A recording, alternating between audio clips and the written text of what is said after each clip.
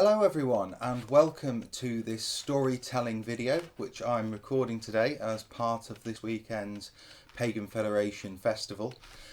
Today I'm actually going to be reading you two stories, so two for the price of one, even though it's free. It's an excellent deal.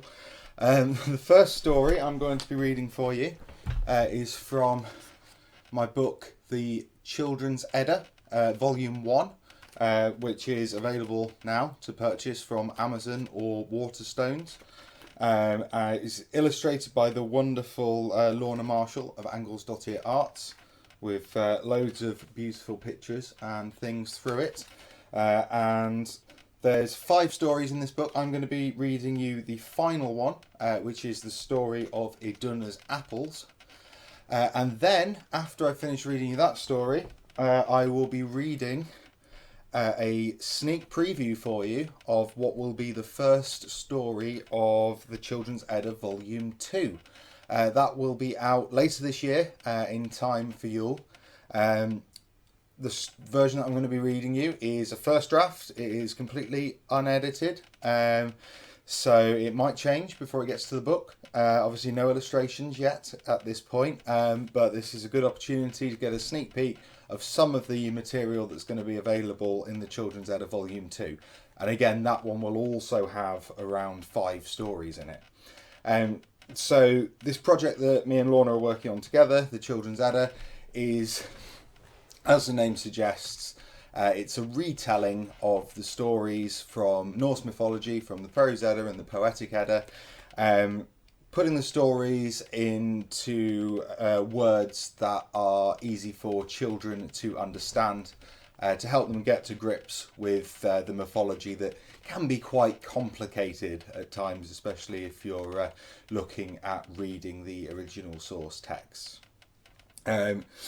So, without further ado, I shall begin with the story of Idunna's apples.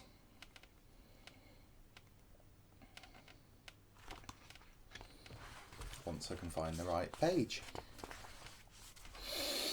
Okay, here we go. One day, Odin, Thor and Loki were exploring. They had been walking all day and they were getting very hungry. They decided to stop and cook the food that they had brought with them. Thor collected as much wood as he could in his big, strong arms. Loki lit the fire using his magic. Odin put the food on his spear so that they could roast it over the fire. They waited for an hour, but when they checked on the food, it was still cold. Thor grumbled then, went to go and get more wood for the fire.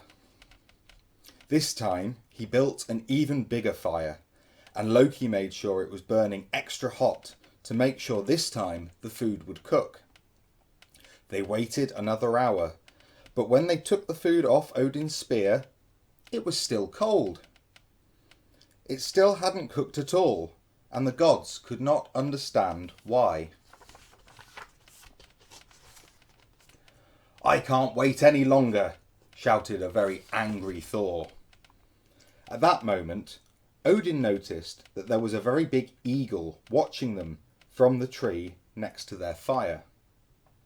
"What are you looking at?" Odin asked the eagle. "I am looking at your fire," said the eagle, "and I see it is not cooking your food. If you share some of your food with me, I will fan the flames with my wings so that it will burn hotter and the food will cook." The gods were not too happy about sharing their food, but felt like they had no choice. "Okay," said Loki, "we will share our food with you, eagle, but you can only have the same amount as we each have, even though you are so big." With that, the eagle swooped down and beat his wings. The fire flared up, and the food was cooked in no time at all. Odin took the food off his spear, but before the gods could share it out, the giant eagle swooped down from the tree and grabbed almost all of the food. The gods were very angry. Loki tried to grab the food back. The eagle dropped the food, but he grabbed Loki and flew up into the air. The eagle flew for many miles with Loki in his claws. He flew across the fields and the lakes. He flew across the mountains, and he flew across the ocean until he came to a small iceberg floating in the middle of nowhere. He swooped down and put Loki on the iceberg. Loki shivered. He was cold and scared. "What do you want from me?" asked Loki. "I will do anything you want if you take me back to my friends." "There is one thing you can do," said the eagle. "You can steal Idunna and her golden apples that keep the gods young so that they can live forever. I would very much like to live forever, and my daughter Skadi is very lonely, so Idunna can be her friend." "The gods will be very angry," said Loki. "But if you take me back, I will get you Idunna and her apples." So, the eagle took Loki back and dropped him next to Odin and Thor, who had saved him some food. They all agreed that they should get back to Asgard before anything else bad happened. The next day, Loki went to visit Idunna at her orchard where she grew the golden apples. "I am feeling old, Idunna," said Loki. "May I have a golden apple so that I can be young again?" "Of course you can," said Idunna, and passed him an apple. Loki ate the apple and immediately looked young again. "You know," said Loki, "I think there are some even better apples on a tree I found when I was exploring in the dark forest." "My apples are the best," Idunna exclaimed. "These other apples can't be better than mine." "I think they are," said Loki, "and I can show you."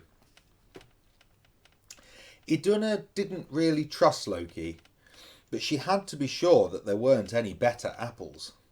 She followed Loki into the dark forest with her golden apples in her basket so that they could compare them with the apples that Loki said were better. They walked for a long time, and Idunna started to wonder if these apples even existed.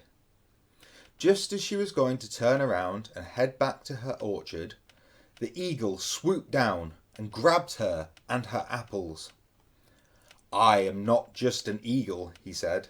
"I am the giant Thiazi in eagle form, and now I will live forever."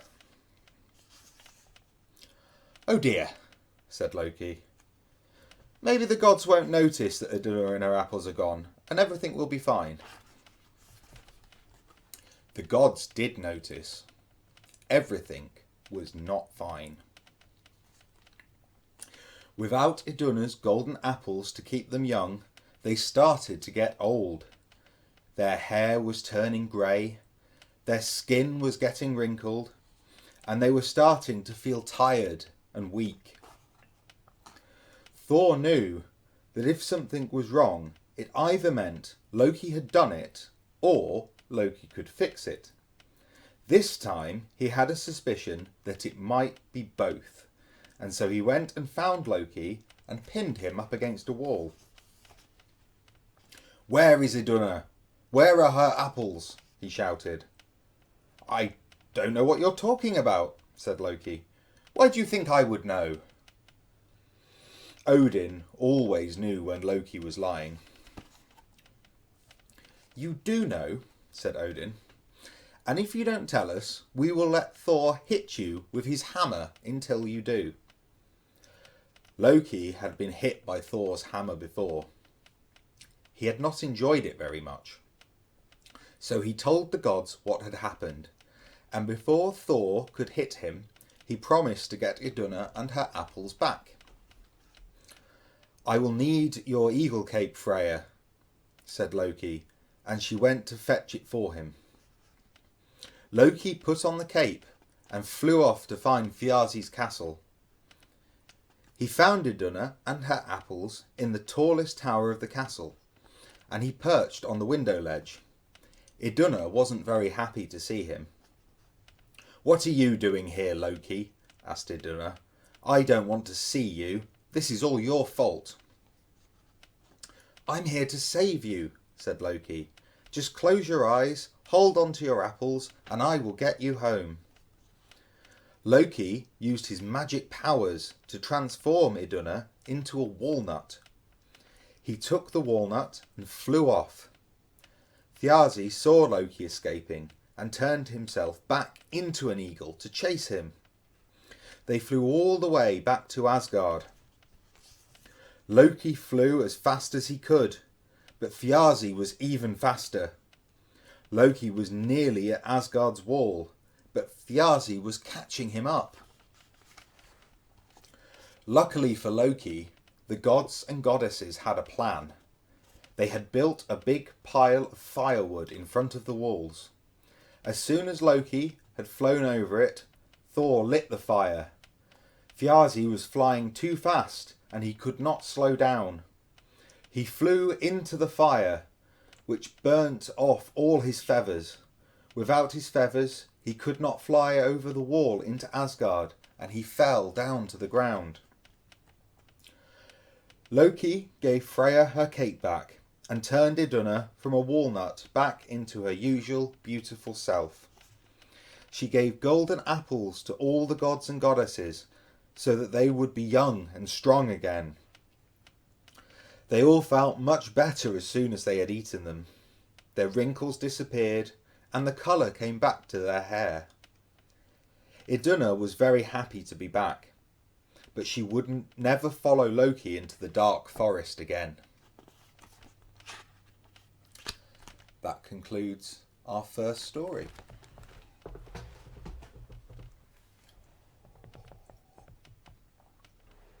So, we'll now move on to the second story, which will be included in the new book, and this follows on straight from the end of that story. And this story is the story of Skadi coming to Asgard. The gods and goddesses were very pleased that Idunna and her apples had been rescued from the giant Thiazi. They thought that nothing more would come of it. But they were wrong. This was not the end of the story. Thiazi had a daughter, a strong, brave hunter called Skadi. She was very upset and angry that her father had been burnt in the fire whilst he was chasing Loki. So she set off to Asgard, the home of the gods, to get justice. It was a long walk through the cold mountains, but Skadi was used to travelling in the snow. She liked it. After many days of travelling through the frozen wilderness, Skadi reached the gates of Asgard, which were guarded by Heimdall, the watchman. "Who are you, and what business do you have here?" asked Heimdall. "My name is Skadi, daughter of Thiazi. The gods killed my father, and I am here to get justice." Heimdall thought for a moment, then replied, "If what you say is true, then it is important you get the justice that you deserve. Wait here. I will gather the gods, and we will hold a thing to decide if the gods owe you anything." "I shall wait here," said Skadi defiantly, "because I know the truth. The gods of Asgard tricked my father Thiazi and burnt him in a fire. They must pay for what they did to him." Heimdall went to speak to the gods. Firstly, he spoke to Forseti. Forseti is known to be one of the fairest of the gods and the best at settling arguments. So Heimdall knew that everyone would respect his decision on the matter. Forseti agreed that he would act as judge. Next, Heimdall summoned all of the other gods and goddesses and told them that they had a visitor waiting for them at the gates of Asgard. Her name is Skadi, he explained. She is the daughter of Thiazi, and she has come to seek justice for her father's death. I could just hit her with my hammer until she goes away, suggested Thor. Tyr scowled at him. Tyr is one of the oldest of the gods, and one who believes strongly in fairness. You will do no such thing, he said sternly. We should listen to what she has to say, and if her demands are fair, then we should do the right thing and compensate her for the burning of her father, Thiazi. Fine, muttered Thor, putting his hammer back on his belt. So the gods and goddesses all gathered for the thing. Thorseti sat in the judge's seat. Heimdall went back to the gate where Skadi was waiting and invited her in. Skadi marched bravely into the place where the gods and goddesses were gathered. Even though there were many of them and just one of her, Skadi was not afraid. Skadi is tough, and she was prepared to do whatever it took to get justice for her father. She strode right past the assembled gods and goddesses without even looking at them, only stopping when she reached Thorseti, who was sitting in the high seat. My name is Skadi, daughter of Thiazi. The gods killed my father, and I am here to get justice. Thorseti turned to the gods. Is this true? He asked. Did you kill her father, Thiazi? Well, yes, but, started Thor, but Thorseti held up his hand, and Thor stopped talking. Skadi, daughter of Thiazi, said Thorseti, it is indeed true that the gods of Asgard are responsible for your father's death. What is it that you wish for as compensation? Skadi was so surprised that Thorseti had believed her story so quickly that for a moment she did not know what to say. But then she gathered her thoughts and said, My father was a great chieftain, and he was tricked and killed. I think it is only fair that his life should be paid for with an equally valuable life. The gods and goddesses were shocked when they heard this demand, and all looked to Thorseti to see what he would say next. Thiazi was tricked and killed, it is true, explained Thorseti, but I know that he was not entirely without blame. He had kidnapped Idunna and stolen her golden apples. If he had not done that, he would not have been killed. So I do not think your demands are fair. The gods and goddesses gave a collective sigh of relief, but Skadi was furious. Before she could speak, Thorseti continued. I suggest a compromise that everyone can agree to. Firstly, one of the Aesir must make you laugh. If none of them can, then you shall have your wish, and one of the gods will be yours to do with as you please. Skadi thought about this for a moment. Fine, she said, as I doubt very much any of them will be able to make me laugh anyway.